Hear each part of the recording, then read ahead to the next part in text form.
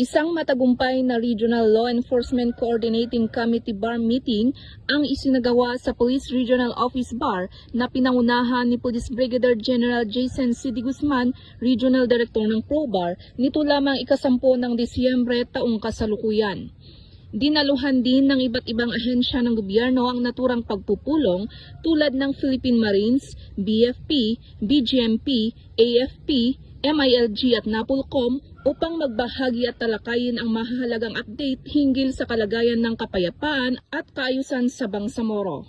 Binigyang diin sa mga talakayan ang kahalagahan ng higit ng pagpapatibay ng interagency collaboration, pagpapahusay ng mga mekanismo sa pagpapalitan ng impormasyon, pagpapatibay ng mga protocol sa pag-uulat at pagtugon sa mga insidenteng may kinalaman sa cybersecurity upang matiyak ang nagkakaisa, intelligence-driven at maagap na seguridad ng rehiyon.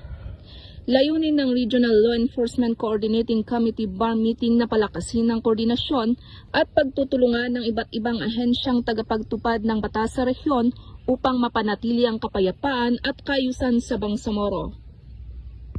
Mula rito sa rehiyon ng Bangsamoro, ako ang inyong Police News Network Correspondent, Patrol Woman Leonora Gawang, alagad ng batas, tagataguyod ng Balitang Pulis.